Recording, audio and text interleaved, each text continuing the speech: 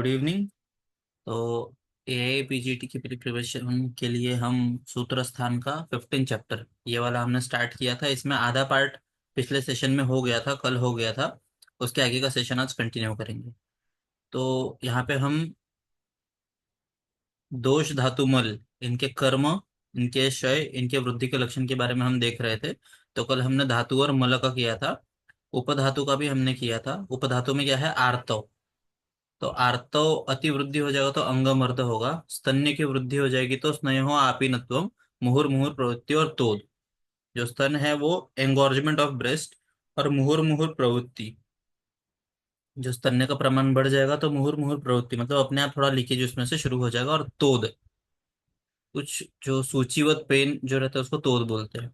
फिर गर्भ वृद्धि अगर हो गया तो जठराभिवृद्धि, जो पेट है उसकी साइज बड़ी दिखेगी, और स्वेद पसीना ये सिम्टम दिखेगा। चिकित्सा क्या है? संशोधन, शपन, शयात, अवृद्धि।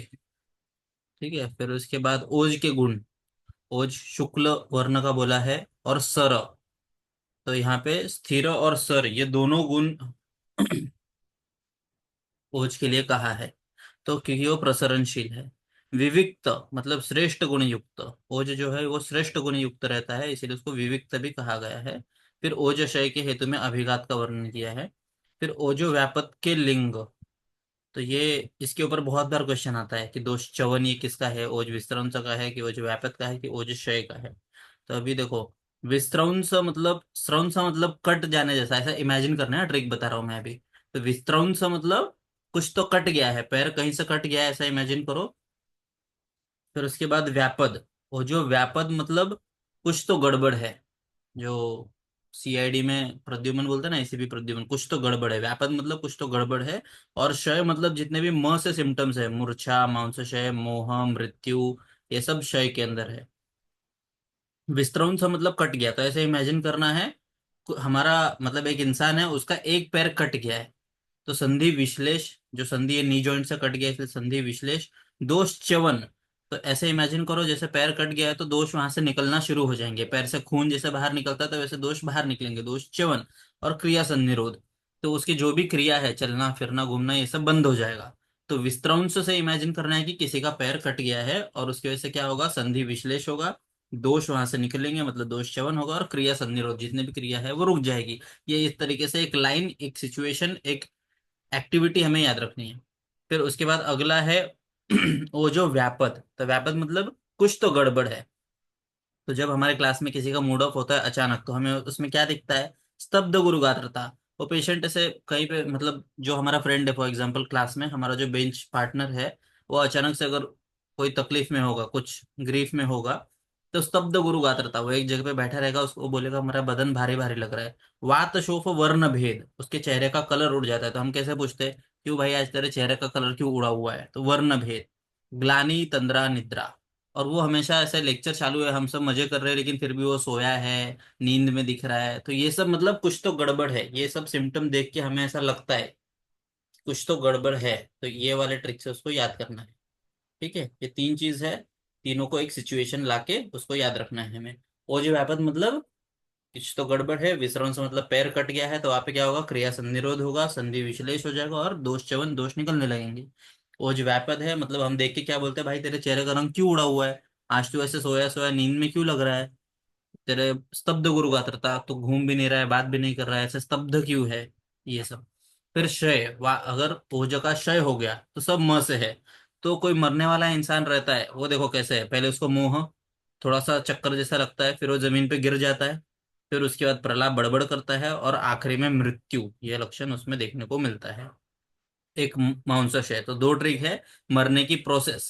फर्स्ट स्टेज में क्या होगा? पहले थोड़ा सा उसका मांसक्षय होगा, जिसकी वजह से फिर चक्कर आएगा, चक्कर आने की वजह से मूर्छा आएगी, मूर्छा के बाद बड़बड़ करेगा, और फिर अज्ञान, और फिर लास्ट में मृत्यु। या तो फिर म वाले सब सिम्टम्स श में है, ऐसा भी याद रख सकते हैं। फिर अब इसकी चिकित्सा क्या है ओज क्षय की?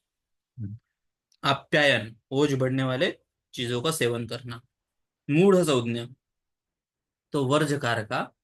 और ओज क्षय निष्ठ, जो ओज क्षय करने वाले हेतु है उसको अवॉइड करना। रस निमित्त स्थौल्यम कार्शम, ये देखो ये हमने देखा था कि स्थौल्य कार्श ये रस पे डिपेंड करता है। और धातु का वृद्धि क्षय किस पे डिपेंड करता है? रक्त के ऊपर डिपेंड करता है। रस निमित्त स्थौल्यम कार्श्यम, ये बहुत इंपॉर्टेंट है। स्थौल्य कार्श्य किस पे डिपेंड करता है? रस धातु के ऊपर। फिर अगला स्थौल्य का लक्षण क्या है? क्रथन, चलने के बाद ऐसे आवाज, एक अलग टाइप का आवाज निकलना, उसको क्रथन बोलते हैं। अकस्मात श्वासावरोध, अकस्मात अचानक से सांस लेने के लिए नहीं जमता, उसको बोलते हैं क्रथन। फिर एक्सक्लूसिवली रुक्षणीय व्याधि, ऐसे कौन सा व्याधि है जिसमें हमेशा रुक्षणी करना है? तो वो है उरुस्तंभ। फिर उसके बाद है अल्प प्राणो भवति, इसके अंदर भले ही वो मोटा दिखता होगा, साइज उसका मसल मास वगैरह सब, मसल मास नहीं, फैट वगैरह, बॉडी दिखने में बड़ी होगी, लेकिन उसके अल्प प्राण, एनर्जी भी बहुत कम होगा, बहुत कम काम करेगा वो। और वात विकार होने की संभावना उनमें ज्यादा रहेगी। सर्व रोगा बलवंत, और सब रोगों में ये बलवान है स्थौल्य। इसमें चिकित्सा क्या करेंगे हम? शिलाजितु प्रयोग, गुग्गुल प्रयोग, गोमूत्र, त्रिफला, लोह रज, रसांजन, इनका प्रयोग करेंगे। फिर उसके बाद इसमें विरुक्षण करेंगे, भेदनीय द्रव्य का प्रयोग करेंगे, लेखन बस्ती का प्रयोग करेंगे। शिशु चिकित्सा 38 में बोला है त्रिफला क्वाथ गोमूत्र के साथ शौद्रसार और उशकादि जो गण है उसका प्रयोग हमें करना है। तो अलग इसमें कुछ नहीं है, सब सिंपल ही है। फिर नेक्स्ट है कार्श्य। कार्श्य क्या है? रोग बलवान होता, तो इसमें जो है वो रोग बलवान होता है अल्प प्राणत्वात्, अल्प प्राण पेशेंट का जो है इसमें भी अल्प प्राणता ही रहता है, उसकी वजह से रोग बलवान होते हैं। तो अल्प प्राण मतलब काय वाक मानस क्रियासु अल्प शक्ति, जो कायिक वाचिक और मानसिक ये जितने भी क्रिया हैं उनमें करने में शक्ति कम पड़ती है। फिर चिकित्सा क्या है उसकी? दीवा स्वप्न, पेशेंट को दिन में सोने के लिए बोलो, कफ बढ़ेगा। पेशेंट को ब्रह्मचर्य फॉलो करने के लिए बोलना है, अव्यायाम, व्यायाम नहीं करना है, और ब्रूहण बस्ती का प्रयोग करना है। यहाँ पे लेखन बस्ती था, यहाँ पे ब्रूहण बस्ती है। फिर दृष्टांत क्या दिया है? दोषः प्रकोपितो धातून शपयति आत्म तेजसा, इदम दीप्त स्व तेजसा, वह्नि रुखागतम इव उदकम, ऐसा एक एग्जाम्पल दिया है। फिर और इसमें रेफरेंस इस चैप्टर में क्या क्या है? दोष धातु मलनम तो परिमाणम न विद्यते, तो ऐसा कोई अगर क्वेश्चन आ गया कि सुश्रुत ने रस का प्रमाण कितना पूछा है, और आंसर में नीचे नन ऑफ दिस होगा अगर, तो हमें उस पर टिक करना है, क्योंकि दोष धातु मल का परिणाम नहीं बोला है। बाकी ग्रंथों में बोला है म में व मु पी क पूर र ज, ऐसे 1 2, 1 अंजलि, 2 अंजलि, 3 4 5 6 7 8 9 10 अंजलि, ऐसे प्रमाण बताए हैं चरक शारीर में। लेकिन सुश्रुत ने क्या बोला है? दोष धातु मलनम तू परिमाणम न विद्यते, उनका परिमाण नहीं बताया है। तो अगर सुश्रुत, तो क्वेश्चन अच्छे से पढ़ना है कि किसके हिसाब से परिमाण पूछा गया है। अगर ब्रैकेट में सुश्रुत लिखा हो तो आंसर 0 है, उन्होंने किसी का प्रमाण नहीं बताया, ये बात ध्यान से याद रखना। फिर दोषों की असात्मता जानने के लिए कैसे, कौन से अनुमान से, हम अनुमान से उसका ज्ञान करेंगे। फिर उसके बाद ये वाला रेफरेंस, समदोष समग्निशि समधातु मलक क्रिया प्रसन्न आत्मेन्द्रिय बना स्वस्थ विधीयते, स्वस्थ की परिभाषा सुश्रुत ने सुश्रुत सूत्र स्थान 15 में बोला है। फिर उसके बाद कर्ण वेद बंधन, ये चैप्टर स्टार्ट करेंगे। तो इसके अंदर रक्षाभूषण निमित्त बालस्य, रक्षा और आभूषण ये दोनों को एम रख के हम कर्ण वेधन, जो कान टोचतो अपन, कान में जो छिद्र करते हैं इयरिंग पहनने के लिए, उसके दो रीजंस है। पहला तो है रक्षा, दूसरा है आभूषण। फिर उसके बाद कर्ण वेध का काल कितना है? 6 महीने या 7वां महीना, 6th मंथ और 7th मंथ। शुक्ल पक्ष पे करते हैं। दैवकृत छिद्र, दैवकृत छिद्र मतलब हमें कान में कहीं पे भी नहीं, छिद्र नहीं करना है। तो पहले के जमाने में क्या करते थे? कान को ऐसे सनलाइट में पकड़ते थे, और एक ऐसा पार्ट था जहाँ पे कोई वेन्स कोई ये पास नहीं होते थे, तो वहां पे हम छिद्र करते हैं, उसको बोलते हैं दैवकृत छिद्र। फिर उसके बाद प्राक्तन जन्म कृते, फिर दक्षिण हस्ते न रुजु, दक्षिण हस्त से करना है, और रुजु। फिर उसके बाद सूच्या, मतलब सूची से करनी है, सूची से हमें उसका कर्णवेधन करना है। फिर वो प्रतनुक मतलब बहुत ही एकदम पतला रहता है। फिर उसके बाद कुमार में दक्षिण में, और कुमारी में वाम, जो लड़का रहेगा मोस्टली, देखो अपने ग्रंथ में जितनी बात बोली है, मेल के लिए राइट बोला है और फीमेल के लिए लेफ्ट बोला है। तो अगर मेल में हमें कर्णवेधन करना होगा तो राइट में करेंगे, और फीमेल के लिए करना होगा तो वाम में। उसके बाद पीछू वर्ती, उसके कान में कुछ तो ऐसे वर्ती लगा के रखना है, जिससे इन्फेक्शन वगैरह ना हो, वो फिर से बंद ना हो। फिर उसके बाद कर्णवेद के उपद्रव, ये देखो ये बहुत इंपॉर्टेंट है, ये इसके ऊपर बहुत सारे क्वेश्चन। तो वहां पे तीन सिरा है, कर्णवेद जो कर्णपाली है वहां पे तीन सिरा होते हैं, कौन से, कालिका, मरमरिका, लोहितिका। इसको क म ल ऐसे कमल से भी याद रख सकते हो, या तो फिर कालिका, मरमरिका, लोहितिका, ऐसे ये बोल बोल के भी याद रख सकते हो।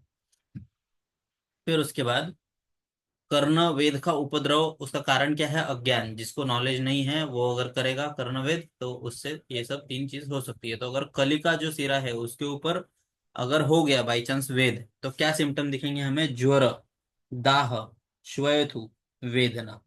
फिर मरमरी का, तो इसमें वेदना, ज्वर, ग्रंथि दिखेगा। और लोहित का अगर है तो उसमें मन्यस्तंभ और अपतानक, शिरोग्रह, कर्णशूल।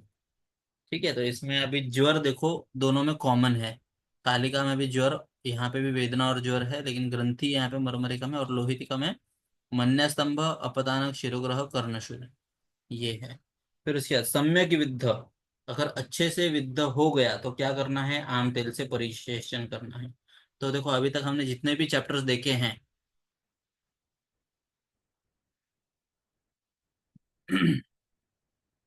उन सब में कुछ तो पूर्व कर्म है और कुछ तो प्रधान कर्म है। जैसे पिच्छी अन्न किस में लेना है, ये हमने देखा। फिर ये वागु किस में लेना है, ये हमने देखा पूर्व कर्म में। पश्चात कर्म में कौन से गुरुत का हमें सेचन करना है, ये देखा हमने। तो यहाँ पे जब कर्ण का सम्यक विद्ध हो जाएगा तो उसमें आम तेल से परिसेचन करना है। आम मतलब अपक्व, अपक्व तेल से वहां पे परिसेचन करना है। और उसका उपचार कैसे करना है? त्रयहा त्रयहात वर्ती स्थूलतराम, और हर 3 दिन में जो वर्ती का साइज है वो बढ़ाते जाना है, धीरे धीरे मोटा करना है, तो कान का जो होल है वो बड़ा हो जाएगा। फिर उसको वर्धनक बोलते हैं। धातु उत्तर पुष्पाकृति सीसक आदि घटक, तो ये मेटल का रहता है। पुष्पाकृति मतलब आगे से थोड़ा पतला और पीछे से थोड़ा थोड़ा ऐसा मोटा होते जाता है। और सीसक आदि जो लेड वगैरह है उन सब धातुओं से बना होता है। फिर कर्ण छेदन, ये दो टाइप के होते हैं। कर्ण छेदन जो है तो दो टाइप से हो सकते हैं, एक तो दोषों की वजह से और एक तो अभिघात की वजह से कान फट सकता है। तो उसमें ये क्वेश्चन इंपॉर्टेंट है कि साध्य कितने हैं और असाध्य कितने हैं। तो साध्य जो है वो 10, असाध्य जो है 5। फिर उसमें ये सब नाम है: नेमि संधानक, उत्पल भेदक, उपल्लूरक, आसंगीम, गंडकर्ण, आहार्य, शनिपुत्रक, व्यायोहिम, पाटोबंधक, अधर्म कपाट संदिक, ये सब। तो ये वाला एक बार पढ़ लेना। मेन जो है ये साध्य जो है वो 10 है और असाध्य है वो 5 है। फिर विनोष्टस्य नाम संधानवत विधि, विनोष्टस्य नाम संधानवत विधि। फिर संक्षिप्त हीन करना, वली करना, यष्टि करना, काकोष्ठक, ये जो है वो असाध्य करना वेदन के टाइप से, कर्ण छेदन के टाइप से असाध्य। फिर उसके बाद बद्धेषु अपि दाह, राग, पाक, शोफ, पीड़िका, स्त्रवः, ये असाध्य है। असाध्य के लक्षण क्या है? बद्धेषु अपि मतलब वो टाइट करने के बाद भी उसमें दाह, राग, शोफ, पाक, पीड़िका, स्त्राव ये सब देखने को मिल जाएगा। फिर गंडात उत्पाद्य मांसेन स अनुबंधेन जीविता, फिर प्लास्टिक सर्जरी के बारे में बताया है कि अगर वहां पे हो गया तो कहीं और का स्किन लेके वहां पे हमें लगाना है। फिर बंध का विधि कैसा है? संधान विधि करना है। अगर वात दुष्ट रहेगा कर्ण छेदन तो वहां पे हमें धान्याम्ल या कांजी का, उष्णोदक का हमें वहां पे सेचन करना है। अगर पित्त दुष्ट रहेगा तो वहां पे शीर उदक या ठंडे पदार्थ का क्षालन के लिए प्रयोग करना है। अगर कफ दुष्ट रहेगा तो सुरामंड या उष्णोदक का प्रयोग हमें धोने के लिए, वॉश करने के लिए, क्षालन के लिए करना है। फिर संधान अनर्ह जो है, तो जिसमें क्षीण रक्त है और जो वात दुष्ट है उसमें संधान हमें नहीं करना। तो क्षीण रक्त की वजह से क्या होगा कि संधान अगर हमने किया तो न वृद्धि उपैति, तो जो वृद्धि है वो होगी नहीं, क्योंकि वहां पे अच्छा रक्त ही नहीं है। और वात दुष्ट अगर होगा तो परिपोट के नाम का व्याधि होगा। परिपोट व्याधि किससे रिलेटेड है? तो ये याद रखना, कर्णपाली से। फिर उसके बाद त्रिरात रात पीचू परिवर्तित, जो पीचू हमने देखा उसमें डालना चाहिए कर्ण छेदन के बाद, वो हर 3 रात में हमें बदलना है। फिर कर्ण वृद्धि होत नसल्यास अपांग प्रदेशी प्रच्छान, और कर्ण वृद्धि अगर ये संधान करने के बाद अगर नहीं हो रहा होगा तो हमें अपांग प्रदेश पे प्रच्छान करना है, अपांग प्रदेश पे प्रच्छान करना है। फिर उसके बाद क्या बोलते हैं कि सुश्रुत संबोधन रेफरेंस कर्णपाली व्याधि में आया है। तो वातज में विस्फोट, स्पर्शन्यान अभाव, पित्तज के अंदर विस्फोट, और इनकी चिकित्सा है ब्रूहणीय भोजन। तो ये भी ठीक है, इसमें भी कुछ ऐसा नहीं है। फिर उसके बाद पाल्यम उपद्रवान, तो उपद्रव कौन से हैं उसके? उत्पाटक, उत्पुटक, श्याव कंडुयुक्त। तो उत्पाटक क्या है, इसके अंदर क्या करना है, एण पित्त, गो पित्त, वराह पित्त और गोधामेद इनका प्रयोग करना है।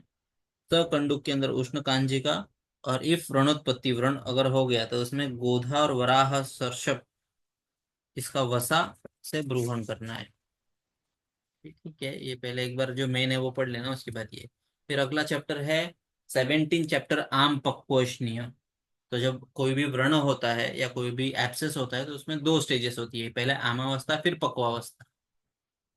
आम और पक्वावस्था। तो शोफ, यहाँ पे देखो, शोफ के कितने प्रकार हैं, 6 प्रकार बोले हैं। वातज, पित्तज, कफज, रक्तज, सन्निपातज और आगंतुज शोफ। तो जो वातज शोफ रहता है वो मृदु रहता है और अरुण और कृष्ण है, ये सिंपल है। पित्त शोफ जो है वो मृदु रहता है, शीघ्रानुसारी, फास्ट फैलने वाला होता है। और कफज जो शोफ रहता है वो मंदानुसारी, धीरे धीरे फैलता है। जो रक्तज है वो पित्तवत, पित्त के जैसा ही होगा। और अति कृष्ण श्याव, बहुत ही कृष्ण होगा या बहुत ही श्याव होगा। और जो सन्निपात है मतलब त्रिदोषज है वो सर्व लक्षण युक्त होगा। जो आगंतुज है वो लोहितावभास या पित्त और रक्त, इन दोनों के लक्षण युक्त होगा।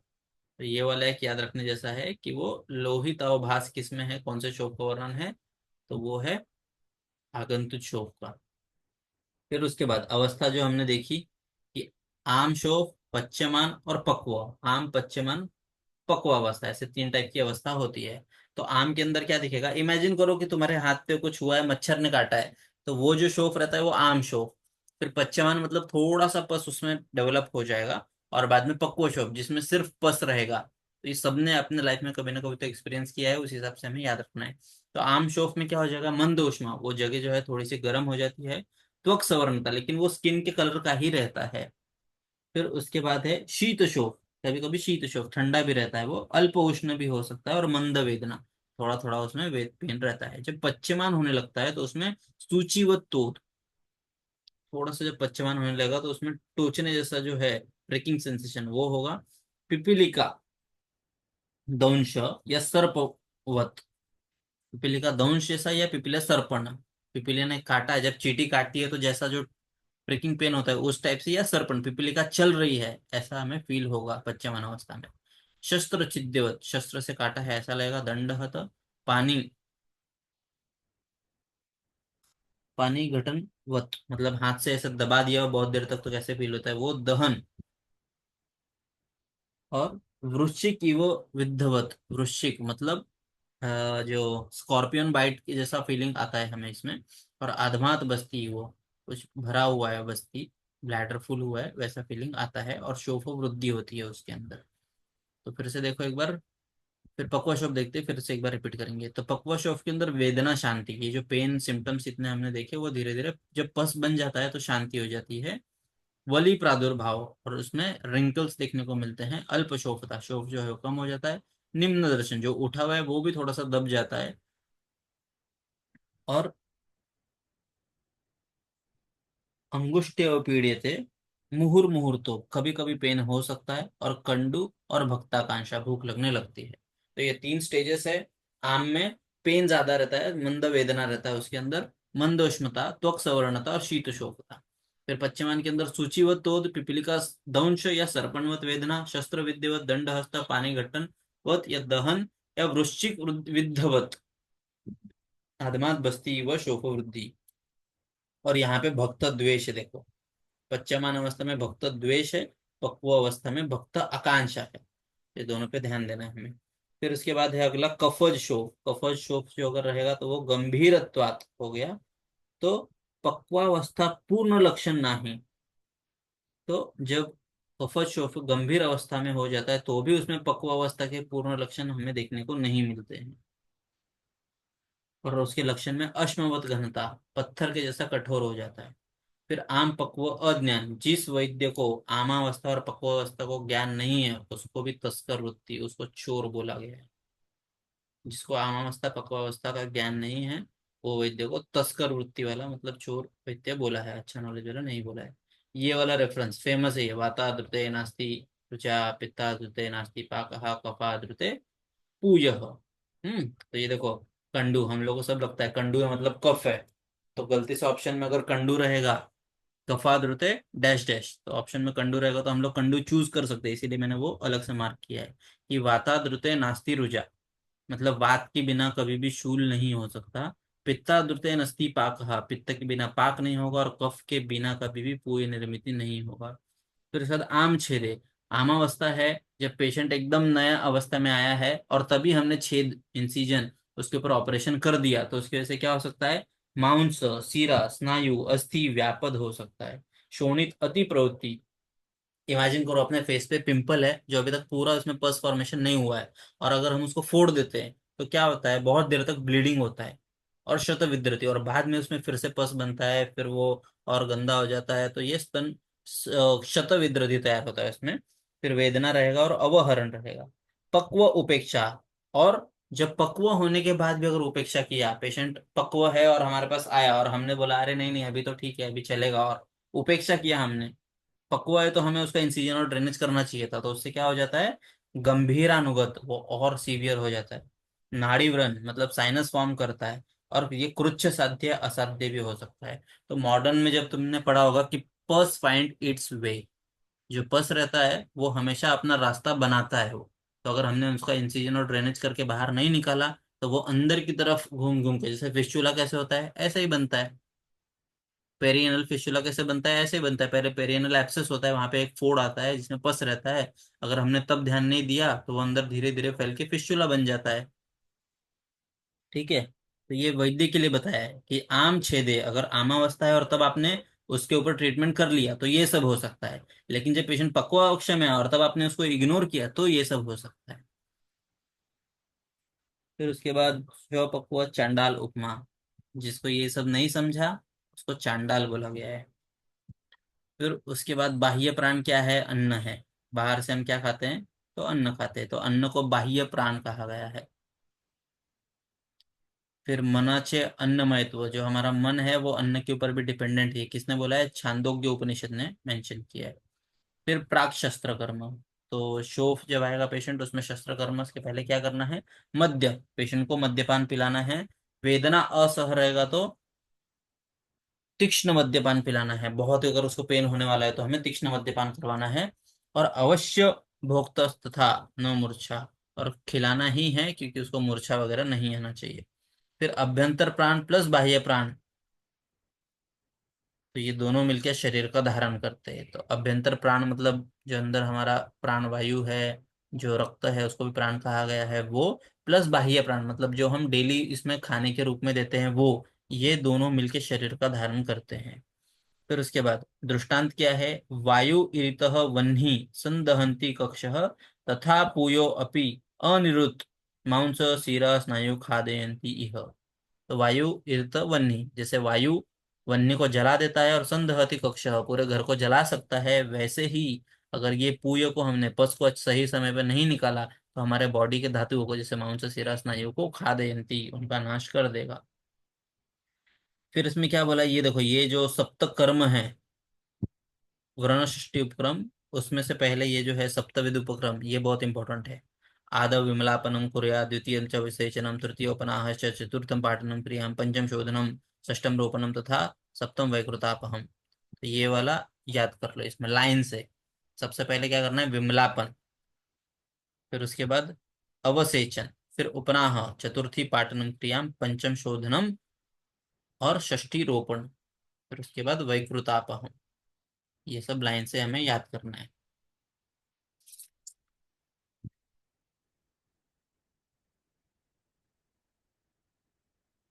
फिर अगला चैप्टर है 18th चैप्टर, जिसमें व्रण लेपन बंधन विधि अध्याय, व्रण में लेपन और बंधन कैसे करते हैं उसके बारे में बताया है। तो आलेप आद्य उपक्रम, हाँ जितना भी शोफ है आद्य उपक्रम कौन सा है ऐसा क्वेश्चन आएगा तो उसमें है आलेप। आलेप को आद्य उपक्रम बोला है, सर्व शोफों में आद्य उपक्रम कौन सा है, तो आलेप है। सर्व शोफा नाम सामान्य प्रधानतम, सबसे प्रधानतम है। और आशु पीड़ा हरत्वात्, जो आलेप है उसके अंदर ये प्रधानतम है, आलेप जो है वो सर्वशोफ में प्रधानतम है, प्लस आशु पीड़ा हरत्व, तो उसमें एकदम जल्दी से पीड़ा का नाश करता है। ततः बंध प्रधान, उसके बाद बंध बांधना है। सबसे प्रधानतम क्या है सर्वशोफ में? तो आलेप। और प्रधान कौन सा है? तो बंध। फिर उसके बाद बंध से क्या होता है? व्रण की शुद्धि होती है, मतलब इसके ऊपर डस्ट बैक्टीरियाज नहीं बैठेंगे, इसलिए व्रण शुद्धि। फिर रोपण, हीलिंग के लिए अच्छा टाइम मिलेगा। और अस्थि संधि स्थैर्य, अगर जॉइंट्स पे फ्रैक्चर्स हुआ तो वो बैंडेजिंग वगैरह की वजह से उसको स्टेबिलिटी मिलेगी। ठीक है। फिर प्रतिलोमम आलिम्पित, जो आलेप करना है वो प्रतिलोम गति में। जैसे हम संवाहन वगैरह ये सब जो देखते हैं वो अनुलोम गति में करना है, अभ्यंग वगैरह। लेकिन आलेप जो है वो प्रतिलोमम, न अनुलोमनम, अनुलोमन की दिशा में नहीं करना है। तो रोमकूप में प्रवेश होगा, स्वेद व स्रोतस में शिरामुख में प्रवेश होगा। फिर आलेप जो है वो शुष्क अगर रहेगा तो रुक कर और अपाय कारक। आलेप अगर शुष्क रहेगा तो रुक कर मतलब तकलीफ देने वाला हो जाएगा। फिर आलेप के तीन टाइप है, प्रलेप, प्रदेह, आलेप। आलेप के ही तीन टाइप, प्रलेप, प्रदेह, आलेप। तो ये कैसा है? शीत और तनु। फिर ये कैसा है? प्रदेह शीत या उष्ण भी रह सकता है, लेकिन बहल थोड़ा मोटा लेयर रहेगा। और आलेप जो है वो आलेपस्तु मध्यमा, ये मीडियम रहता है। तो ये शीत तनु मतलब पतला थिन, और ये जो है वो शीत उष्ण या बहल मोटा रहेगा। फिर उसके बाद अविशोषी विशोषी, या तो इसको सुखा भी सकते हैं या नहीं भी सुखा सकते, लेकिन ये अविशोषी, ये सूखने नहीं देना है। जैसे ही सूखने से पहले इसको निकाल देना है। फिर उसके बाद ये अभी देखो हमने शीत उष्ण में है, तो ये किस में काम करेगा? वात और कफ में। और शत अक्षेषु च, इसमें यूज करना है, क्षत वगैरह में इसका यूज होता है। ये कहाँ पे यूज होगा आलेप का? ये मध्य में तो रक्त पित्त प्रसादन के लिए।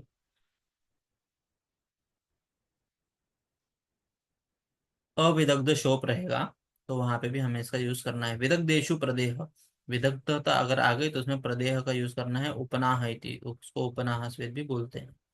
फिर स्त्राव संनिरोध, मृदुता, पुति मांसापकर्षण, अंतर्दोषता, व्रण शुद्धि, ये सब इसके फायदे हैं। फिर मर्मदशेषु गुह्येषु रोगाः शोधनार्थ आलेपनम, तो इन सब मर्म प्रदेश पे, गुह्य प्रदेश पे, यहाँ पे संशोधन के लिए हम आलेपन का यूज कर सकते हैं। फिर स्नेह का प्रमाण है, ये देखो ये इंपॉर्टेंट है। अगर तुम प्रदेह किसी भी टाइप का लेप यूज कर रहे हो तो उसमें कितना स्नेह होना चाहिए वो इंपॉर्टेंट है। और उसके बाद किस दोष के हिसाब से कितना होना चाहिए ये भी इंपॉर्टेंट है। तो 1/6 भाग पैत्तिकम, 1/4 भाग वातिके, 1/8 भाग कफजे। तो अभी हमको पता है कि सबसे इसमें देखो सबसे ज्यादा कौन सा है, तो ये वाला है सबसे ज्यादा। ये वाला है 1/4 ज्यादा है, 1/4, 1/6, 1/8 ऐसे याद रखो। तो अभी वातिके तो 1/4 स्नेह होना चाहिए उसमें, है ना? मतलब अगर 4 पार्ट किए तो उसमें से 1/4, मतलब अगर हम इसमें बात करें 1 लीटर में तो 250 ml स्नेह का प्रमाण होना चाहिए, अगर हम वातज अवस्था में यूज कर रहे हैं। 10 में से 6 पार्ट्स जो है वो पित्तज में, और 10 में से 8 नहीं, पर 1/8 पार्ट जो कफज के लिए। प्रतिशत प्रमाण माहिश चर्म उत्सेद, तो ये बहुत इंपॉर्टेंट है कि जो हम लेप लगाते हैं उसका थिकनेस कितना होना चाहिए। तो माहिश आर्द्र चर्म, जो भैंस की चमड़ी जितनी मोटी होती है उतना मोटा हमें लेप लगाना चाहिए। फिर उसके बाद आलेप अवचरण विधि निषेध, आलेप लगाने से पहले कुछ निषेध, कुछ हमें अवॉइड करनी है चीजें। वो क्या है? न रात्र, रात को लेप नहीं लगाना है। न पर्युषित, बासी लेप नहीं लगाना है। उपयुक्त परिलेप, हाँ, एक बार जो लेप लगाया है उसको निकाल के वापस नहीं लगाना है। और पुनः लेप, फिर से उसको नहीं लगाना है। ऊपरी लेप मतलब लेप के ऊपर लेप, सुबह लगाया था शाम को बिना उसको निकाले वापस लेप लगा लिया, तो ऐसा हमें नहीं करना है। तो न रात्र, रात में क्यों नहीं लगाना है? क्योंकि शैत्य अवहितो उष्मण तद अनिर्गमात विकार प्रवृत्ति, तो पहले से ही बाहर शीतलता रहती है रात में, और उसकी वजह से ऊष्मना और अंदर के अंदर ही दब जाएगा, और उसकी वजह से वो निकल नहीं पाएगा, जिससे और विकार हो सकता है। न पर्युषित, पर्युषित तो लगाना नहीं है। ऊपरी लेप, तो एक बार लेप लगाया उसके ऊपर फिर से लेपन नहीं करना है। क्यों? क्योंकि उष्मानम वेदना दाह, उसकी वजह से गर्मी की वजह से वेदना, दाह, घनत्वात जनयत, ये सब हो सकता है। पुनः लेप, फिर से एक बार जो लेप लगाया है उसका यूज नहीं करना है। शुष्क भावत निवीर्यम उपाय, तो जो शुष्क हो जाता है और नीवीर्य, जो उसका वीर्य है एक बार यूटिलाइज करने के बाद खत्म हो जाता है, इसलिए हमें उसका फिर से यूज नहीं करना है।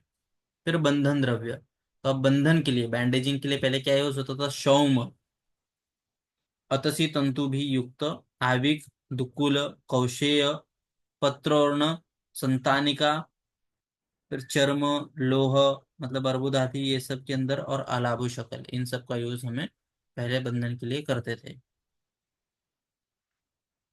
तो डल्लन ने क्या बोला है कि अवगाढ़ जब अगर रहेगा तो घन द्रव्य से, शिथिल स्थान रहेगा तो तनु बांधना है लेप, और रक्त प्रवृत्त रहेगा तो संतानिका से हमें बंधन करना है। सर्प विष दष्ट, सर्पादि दष्ट अगर हुआ तो रजु आदि से हमें करना है, सुवर्ण आदि से, दंतान से। फिर अलाबु शकल किसमें, शिरोवर्ण के अंदर अलाबु शकल से हमें बंधन करना है। फिर उसके बाद बंध के प्रकार कितने हैं, 14 है। वाग्भट ने कितने बोले बंध के प्रकार, 15 बोले हैं। तो ये वाला भी बहुत इंपॉर्टेंट पार्ट है।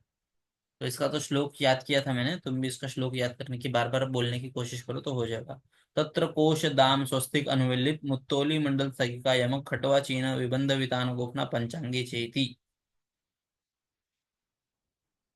अब इसका जो फोटो है मैंने इंस्टाग्राम के आयुर लाइफ जो पेज है, AAPGT वाला, उसके ऊपर डाला था, वो मैं फिर से बाद में ग्रुप में शेयर कर दूंगा। तो इसको हमें याद रखना है। तो कोश, कोश मतलब क्या होता है, किसी चीज का कवरिंग। तो कहाँ पे करेंगे वो, रचना विशेष वर्णन। तो ये रचना है, और बॉडी में किस पार्ट पे करते हैं ये इंपॉर्टेंट है, ये वाला पार्ट। और ये कौन सा बंद कहाँ पे करते हैं, ये बहुत ज्यादा इंपॉर्टेंट पार्ट है। तो कोश कहाँ पे करेंगे, अंगुष्ठ पे, अंगुली पर्व पे करेंगे, अंगूठे पे करेंगे, या फिर फिंगर टिप्स पे करेंगे। कोश मैंने बताया, जैसे पतंग उड़ाने के लिए लोग उंगली में कवरिंग पहनते हैं, कैप पहनते हैं, उसको वैसा बंद जो रहता है उसको बोलते हैं कोश। तो कहाँ पे, अंगुष्ठ पे और अंगुली पर्व पे। फिर दाम, दाम संबंधांग, जब जहाँ पे जो दो अंग पास में आते हैं वहां पे दाम। चतुष्पाद, चार इसमें रहता है वो। स्वस्तिक, स्वस्तिक मतलब चार उसके भी रहेंगे, स्वस्तिक आकृति का रहेगा। और पश्चात आविल्य, फिर यह कहाँ पे बांधते हैं, संधि, कुर्चक और स्तन कर्णतः। ये देखो ये वाला चीज याद रखो, संधि पे करते हैं, भ्रू पे, आंखों के बीच में, स्तन पे, और कर्णतल पे, यहाँ पे स्वस्तिक बंध बांधते हैं। अभी हर एक का तुम फोटो बना के याद रखो, ज्यादा इजी पड़ेगा। अनुवेलित, अनुवेलित मतलब क्लाइंबर जैसा। तो क्लाइंबर जैसा हम जो क्रेप बैंडेज है वो कहाँ पे बांधते हैं, हस्तपाद शाखा पे, हाथ पे पैर पे ऐसे शाखा पे हम अनुवेलित बांधते हैं। मुत्तोली, मुत्तोली कहाँ पे, ग्रीवा और मेढ्र पे। तो मेढ्र, मुत्तोली मतलब मूत्र जैसा ये थोड़ा साउंड करता है, तो मेढ्र पे तो आएगा ही, लेकिन साथ में ग्रीवा में भी। फिर उसके बाद जालवत बहुरंध्रक रहता है वो। फिर मंडल, मंडल वृत्तांग पे, तो उदर और उर प्रदेश पे मंडल बनना है। स्थगिका, स्थगिका कहाँ पे करना है, अंगुष्ठ में, अंगुली में, मेढ्र अग्र पे, यहाँ पे स्थगिका। यमक मतलब दो दो, जहाँ पे संयुक्त दो व्रण एक साथ रहेंगे वहां पे हमें यमक बंध करना है। खटवा, खटवा कहाँ पे करेंगे, खटवाकार चतुष्पाद रहता है इसमें, ये हनु शंख और गंड प्रदेश पे करेंगे। चीन बंध, अपांग, तो अपने अपांग मर्म है उसको खींच के देखोगे तो चीनी जैसी आंखें बन जाएंगी तुम्हारी, चाइनीज जैसे, तो इसलिए चीन अपांग प्रदेश पे। चिराभी बहुभी वृत्त पटिका। फिर विबंध, विबंध मतलब पृष्ठ, उर, उदर, ये तीनों जगह पे विबंध। तो पेशेंट आते हैं देखो विबंध सिम्टम लेके, मुझे छाती में हेवीनेस लग रहा है, तो हेवीनेस मतलब विबंध। विबंध कहाँ पे हो सकता है, उदर में, पेट में विबंध हो सकता है, उरा प्रदेश में, चेस्ट रीजन में विबंध हो सकता है, तो यहाँ का सिम्टम है। वितान, वितान मतलब टोपी, तो ये कहाँ पे होगा, शिर प्रदेश पे टोपी पहनते हैं। गोफना बंद, ये तो स्पेशल है एकदम, तो ये चिबुक प्रदेश पे, नासा ओष्ठ पे, अंश बस्ती पे। और पंचांगी ये भी स्पेशल है, सिर्फ उर्दू जत्रुगत में ही हम करते हैं पंचांगी बंद। तो अष्टांग संग्रहण उत्संगी ये 15 बोला है जो बाहों पे हम करना चाहिए। फिर उसके बाद अति स्निग्ध विकेशिका या औषध क्लेद बढ़ाता है, अगर रुक्ष रहेगा तो छेदन हो जाएगा। और दुनियात, तो व्रण वर्त में विघर्षण हो जाएगा। फिर उसके बाद व्रण आयतन विशेषात, व्रण के आयतन के हिसाब से, कितना बड़ा व्रण है उसके हिसाब से तीन बंध होते हैं। गाढ़, सम, शिथिल। तो हमें एकदम गाढ़ मतलब एकदम टाइट बैंडेजिंग कहाँ पे करना है, तो पीड़यन न रुझाहा, तो ऐसा इतना पीड़ा, इतना टाइट बांधना है कि उससे रुझा ना हो। तो वो कहाँ पे बांधते हैं, स्फिक पे, कुक्षी, कक्षा, वंशन, उर, शिर पे। समबंध, न वो उगाड़े न शिथिल, जो एकदम टाइट भी नहीं है और एकदम लूज भी नहीं है, उसको बोलते हैं समबंध। तो ये शाखा पे, वदन पे, कंठ पे, मेढ्र पे, मुष्क पे, पृष्ठ पे, पार्श्व में और उदर में। फिर देखो कुक्षी और पार्श्व थोड़ा सिमिलर है, इसीलिए दोनों को अंडरलाइन किया है। फिर उसके बाद शिथिल बंध, लूज बैंडेजिंग कहाँ पे करना है, स्व उच्छ्वास जो हमारे श्वसन के साथ हिलता है उसको बोलते हैं शिथिल बंध। उच्छ्वासा ने हल तो, हाँ। फिर ये कहाँ पे, अक्षणों और संधि पे, संधियों पे और अक्षणों, आंखों के पास में बांधना है। तो यहाँ पे आज हम रुकते हैं, किसी को डाउट है तो पूछ सकते हैं।